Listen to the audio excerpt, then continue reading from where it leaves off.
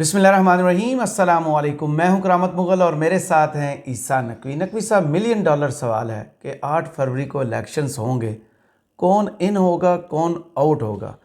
वैसे तो शहर इक़्तिदार में इस वक्त धुंध छाई हुई है, क्या सियासी मंजरनामे से धुंध छटी है? कुछ वाज़े नज़र आ रहा है? देखें करामत मुगल साहब, इस वक्त जो 8 फरवरी का इलेक्शन है ना, वो हड्डी बन गया। हड्डी फंसी हुई है हलक में, जी, जो ना निगली जा रही है ना उगली जा रही है। ना इलेक्शन करवा के कोई सूरत बन रही है, ना इलेक्शन करवाए बगैर कोई सूरत बन रही है। मामलात गए हैं बिगड़। ऑप्शंस हैं दो। सही। और इसकी वजह यह है कि इमरान खान, वो जो डियाला जेल में बैठे हुए ना इस साल जी। पड़ोस में, वो सरेंडर करने से इनकार कर गए ना। जी। वो पाकिस्तान से बाहर भी नहीं जा रहे, वो किनारा कशी भी नहीं कर रहे, वो फ्री एंड फेयर इलेक्शन के मुतालबे से भी नहीं हट रहे। IMF जो है वो भी सर पे खड़ा हुआ है। मुआशी मामलात तबाही के धाने पर हैं।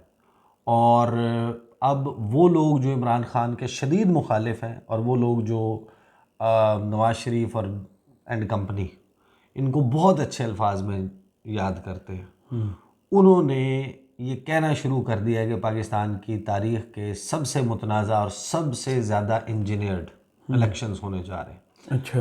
अब ये जो सारी सूरत हाल है, देखें, इसमें मैं दो चीज़ें आपके सामने रखूँगा। एक है मौलाना फजलुर रहमान की गुज़श्ता रोज़ की गई प्रेस कॉन्फ्रेंस, जिसका लुब्बे लुबाब ये है कि भागने की तैयारी।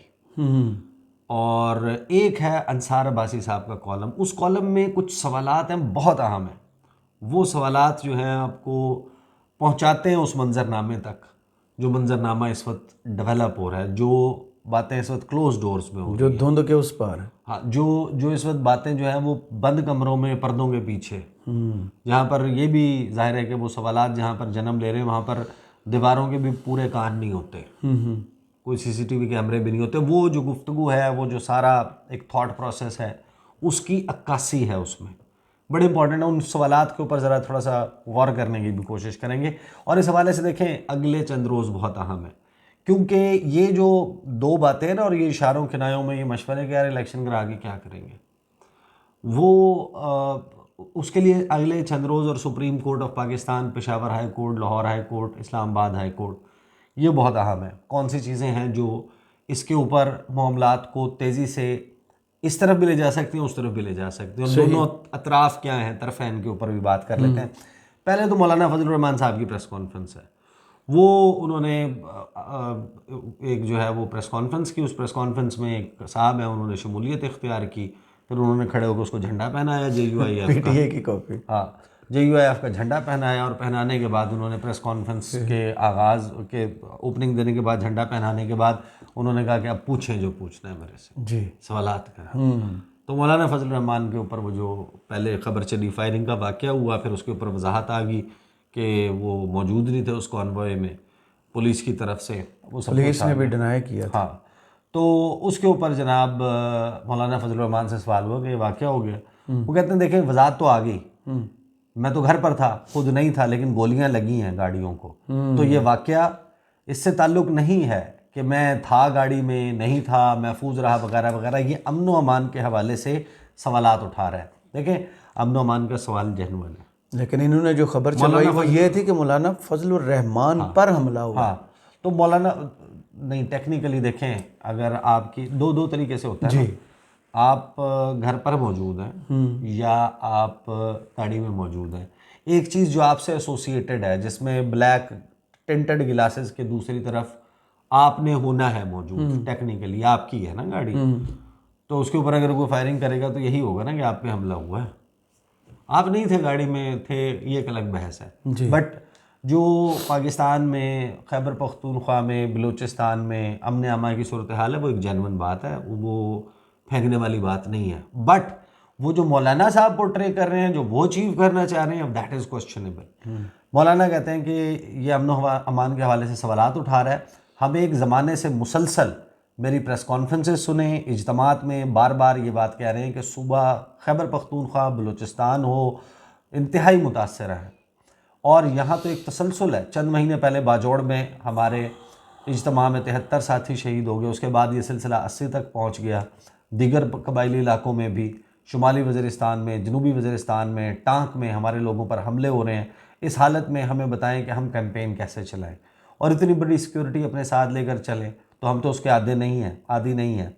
हालांकि कभी ऐसा करें, लोग जो इस्लामाबाद से DI खान के लिए मोटरवे बनी है ना, हकला DI खान मोटरवे, इस पर चले जाएं और किसी भी ऐसे शख्स से जो वहाँ पर कोई 6-8 महीने 10 महीने से बैठा हुआ है, वो बैठता है उधर टोल प्लाजा के ऊपर, उससे रुक कर पूछ लें कि वो मौलाना असद महमूद जब इस्लामाबाद से DI खान जाते थे या DI खान से इस्लामाबाद आते थे तो कितना का बड़ा उनका कॉन्वॉय होता था।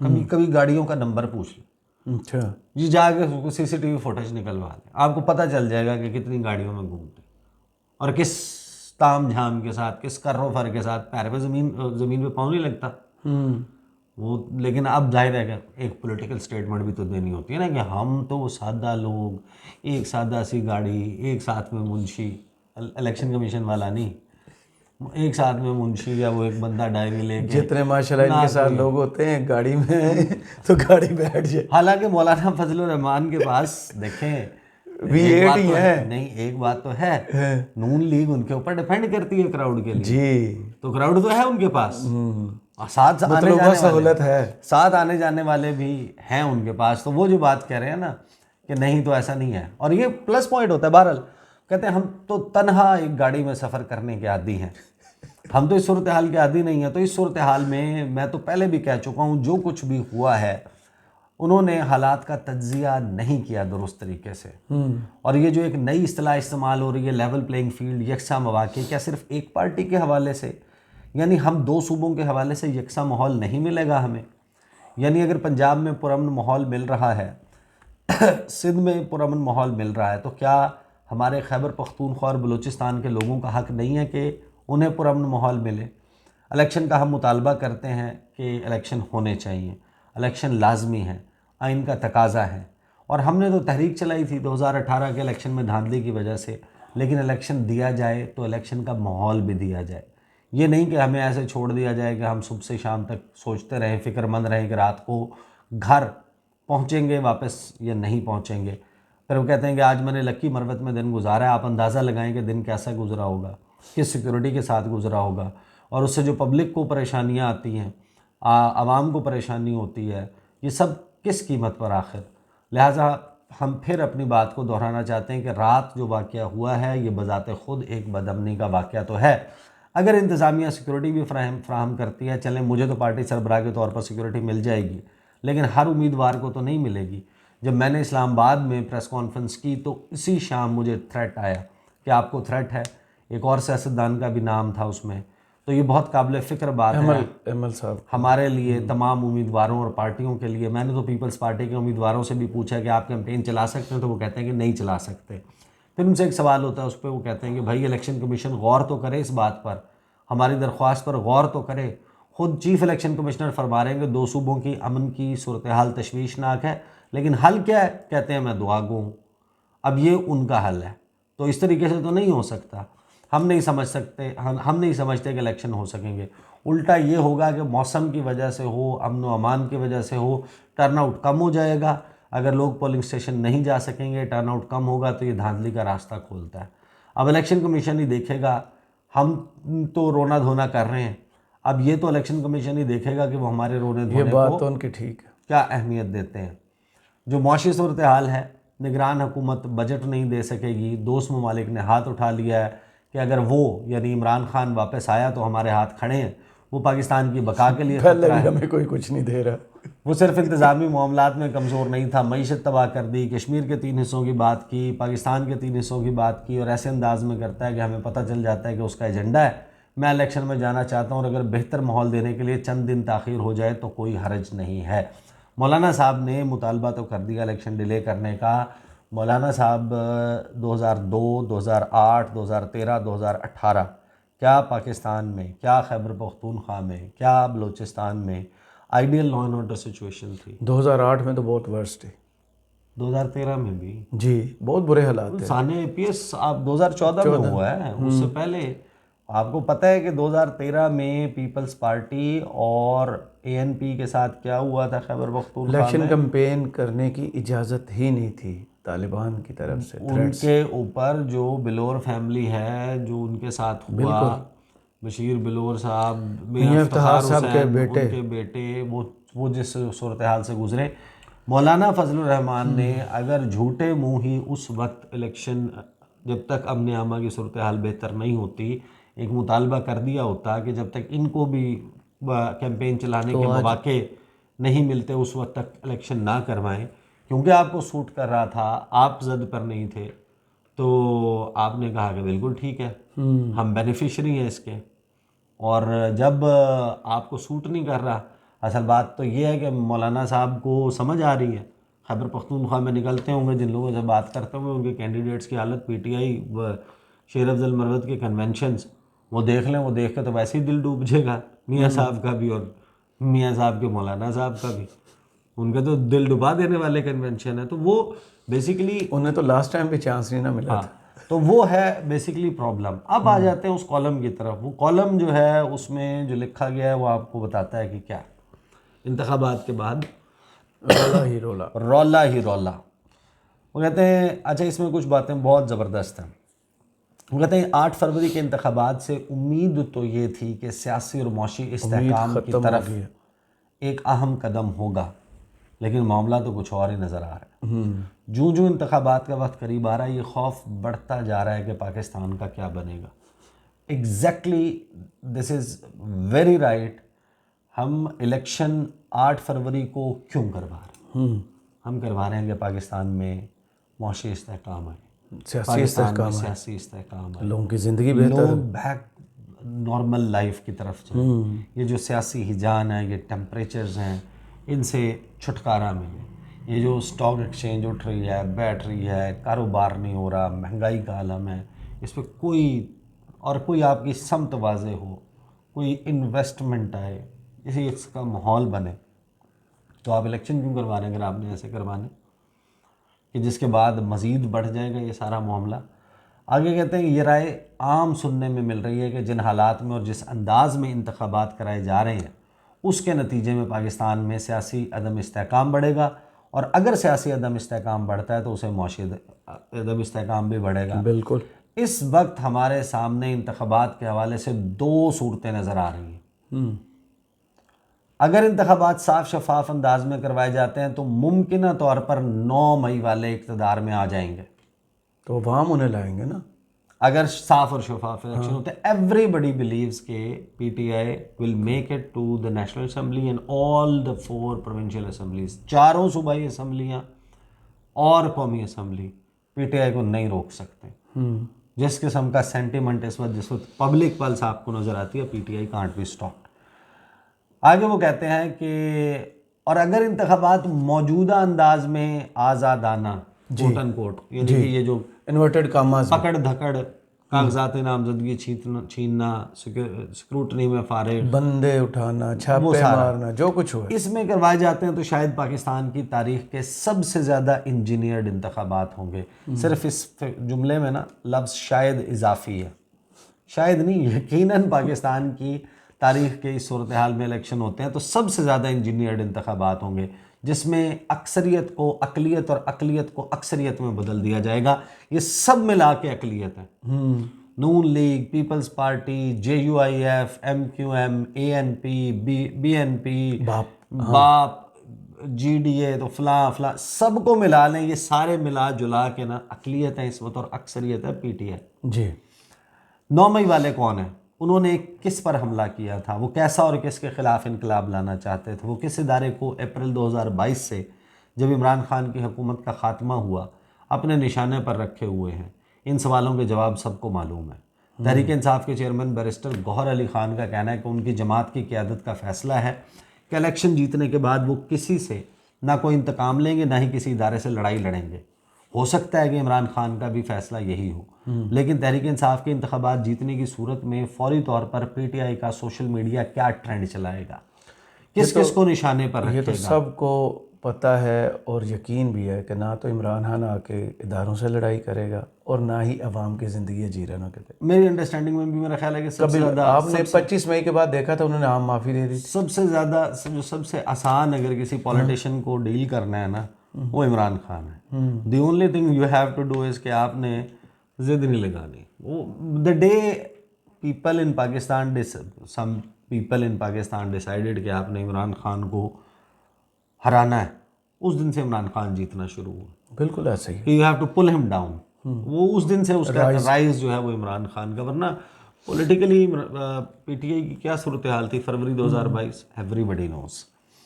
अच्छा, वो कहते हैं कि फौरी तौर पर क्या ट्रेंड चलाएगा उनका सोशल मीडिया, नई हुकूमत से क्या मुतालबे करेगा, उसके साथ इसके साथ साथ पाकिस्तानी और बैनुल-अक़वामी मीडिया क्या तहरीक इंसाफ और इमरान खान को उनका फ़ौज और फ़ौज की क़यादत से मुतल्लिक माजी का एक एक बयान और इल्ज़ाम याद नहीं दिलाएंगे? फ़ौज के खिलाफ कभी नहीं बयान दिया। इस सब के मुल्क के सियासी और मुआशी हालात पर क्या असरात होंगे? अगर इमरान खान वाकई बदल गए हों और तहरीक इंसाफ के वोटरों, सपोर्टरों और पीटीआई के सोशल मीडिया के इदारों से नफ़रत भी ख़त्म हो गई हो, तो दूसरी तरफ जिन पर 9 मई के हमले हुए, क्या वो 9 मई को भुला देंगे? क्या वो फ़ौजी तनसीबात और शोधा की यादगारों की बेहरमती करने वालों को और जिनको वो मनसूबा साज और मास्टरमाइंड कहते हैं, उन सबको गले लगा लेंगे? ये वो मामला है जिस पर बहुत पहले सोच विचार होनी चाहिए थी। वेरी अप्रोप्रिएट कि आपको इसको फिक्स करना चाहिए था इलेक्शन से पहले।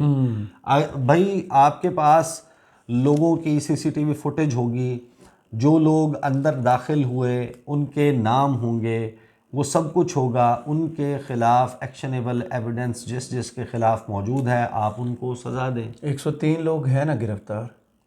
अब भाई अगर भाई 1003 हो, 10,003 हो, ये मुल्क है, इस मुल्क में एक कानून है, उस कानून के तहत जो जराइम हैं वो दर्ज हैं, जराइम के साबित होने की सूरत में सज़ा है, और सज़ा को एक्सट्रीम ज़्यादा सज़ा देना और कम सज़ा देना ये जज का इख्तियार है। वो मारूजी हालात, उस बंदे के हालात, उसकी रिस्पॉन्सिबिलिटीज़, उसका ट्रैक रिकॉर्ड, उसका माजी, उसको रखते हुए रिगरस पनिशमेंट भी दे सकता है, बामुशक्कत भी दे सकता है, सज़ा प्लस जुर्माना भी कर सकता है, या कम अज़ कम सज़ा भी तजवीज़ कर सकता है। ये जज का काम है ना, वो करते उसके बाद इसकी तरफ जाते। प्रोसेस ही नहीं शुरू। But somewhere down the line PDM और उसमें शामिल जमातें, उनको ये सूट कर रहा था, उनको ये सूट करता था कि ये लटके रही तलवार और इस तलवार के साए में इलेक्शन होगा, पीटीआई की और एस्टेब्लिशमेंट की लड़ाई रहेगी तो हमारा चांस है, वरना तो हमारा बेनिफिशियरी कौन है? नहीं तो उस सूरत में क्या होता, एक्स नंबर ऑफ पीपल जी वो सज़ा हो जाती, बिल्कुल, और Y number of people back होते इनटू द पॉलिटिक्स। आप जाते, आप अवाम पाकिस्तान के सामने मुकदमा रखते, उसमें जो है वो मक्खन में से बाल की तरह ही पीडीएम को निकाल के बाहर फेंक देती है अवाम। सही। जो कुछ इन्होंने किया, नॉट दैट के ये शायद बेहतर नहीं कर सकते, बट इन्होंने किया नहीं। ये तो अपने केसेस ख़त्म करवाने पे लगे हुए थे ना, इनकी प्रायोरिटीज़ मुख्तलिफ थी, अपॉइंटमेंट्स थी, फलाना था, साजिशें थी, सब कुछ था, तो वो बेसिकली उसकी वजह से ये हुआ। अच्छा, आगे जनाब वो लिखते हैं जिन्होंने ये सब कुछ किया वो मनसूबा साज और मास्टरमाइंड कहते हैं, जिनको उन सबको गले लगा लेंगे। ये वो मामला है जिससे पर बहुत पहले सोच विचार होनी चाहिए थी। 9 मई में मुलव्वस अफराद और बाकी तहरीक इंसाफ के दरमियान एक वाज़ेह लकीर खींची जानी चाहिए थी, माफ़ी तलाफ़ी के रास्ते निकालने चाहिए थे, लेकिन ऐसा कुछ नहीं हुआ। और अब जिन हालात का हमें सामना है वो भी ऐसे हैं कि इंतखाबात के बाद क्या होगा ये सोचकर पाकिस्तान के बारे में फ़िक्र होती है। जिस आज़ाद अंदाज में इस वक्त इंतखाबात करवाए जा रहे हैं उस पर पहले ही सवाल उठना शुरू हो गए हैं, और ये कहा जा रहा है कि शायद मुल्क की तारीख़ के सबसे बड़े इंजीनियर्ड इलेक्शन होंगे। ये भी कहा जा रहा है कि इंतखाबात के झंझट में पड़ने की ज़रूरत ही क्या है, कौम के 50 अरब रुपये ज़ाया करने की भी क्या ज़रूरत है, सीधा सीधा जैसे वज़ीर-ए-आज़म बनाना चाहते हैं उसका नोटिफिकेशन जारी कर दें, फिर मियाँ साहब को उठा के इंस्टॉल कर दें भाई, अगर उनको बनाना है। तहरीक इंसाफ के मुताबिक उनके 90% रहनुमाओं के कागजात नामजदगी मुस्तरद कर दिए गए हैं। बल्ले का निशान रहेगा या नहीं इस पर अभी कुछ नहीं कहा जा सकता। 8 फरवरी तक तहरीक इंसाफ को इलेक्शन में और कौन कौन सी मुश्किलात का सामना होगा इस बारे में अंदाज़ा लगाया जा सकता है। कहा जा रहा है कि जो कुछ भी हो तहरीक इंसाफ जितनी भी मकबूल हो उसे इंतखाबात नहीं जीतने दिया जाएगा। अब ऐसे इंतखाबात के नतीजे में नून लीग और दूसरी जमातें मुमकिन तौर पर हुकूमत बनाएंगी, लेकिन ऐसी हुकूमत जो इतने मुतनाज़ इंतखाबात के नतीजे में वजूद में आएगी तो क्या वो मुल्क में सियासी इस्तेहकाम का मूजब बन सकेगी? आगे तो रौला ही रौला नज़र आ रहा है। इज़ वेरी राइट कि इस वक्त आप जिस सिचुएशन में फंस गए हैं, आप इलेक्शन करवाएं फ्री मैनर में, इमरान खान आ जाएगा। अगर आप इस तरीके से करवाएं जिस तरीके से हो रहे हैं, इमरान खान तो नहीं आएगा, ना लोगों का ट्रस्ट होगा, ना इंटरनेशनल कम्युनिटी का ट्रस्ट होगा, और उस हुकूमत की कोई साख नहीं होगी, कोई अथॉरिटी नहीं होगी। जो डिसीजन लेने चाहिए किसी एक स्ट्रॉन्ग गवर्नमेंट को, वो जो मुल्क के मसाइल के हल करने के लिए ज़रूरी है, वो मियाँ साहब ले नहीं पाएंगे। मियाँ साहब अपना स्कोर सेटल करने के लिए आ रहे हैं, कोई उनका इकोनॉमी फोकस नहीं है, उनके पास कोई जादू का चिराग नहीं है उसे फिक्स कर सके, उनके पास कोई ऐसा सोल्यूशन मौजूद नहीं है। एवरीबडी नोज अबाउट इट, सवाए चीज़ें बेचने के कि ये बेच दो, वो बेच दो, ये बेच दो, वो ये बेच दो, रोज वैलेट होटल बेच दो, स्टील मिल बेच दो, भी यही बचा है ना। और वो बचा क्या है, बाकी तो सब कुछ बेच गए हैं। रैशनल मौजूद है ना। हाँ। आपको ऐसे स्टेप्स लिए जाने चाहिए, लेने चाहिए। बचा हुआ क्या है अब? हाँ, तो वो इस्लामाबाद एयरपोर्ट, डॉक्टर साहब एयरपोर्ट्स लेकर पार्क्स तक, रेडियो पाकिस्तान तक सब कुछ तो देंगे, मोटरवे भी।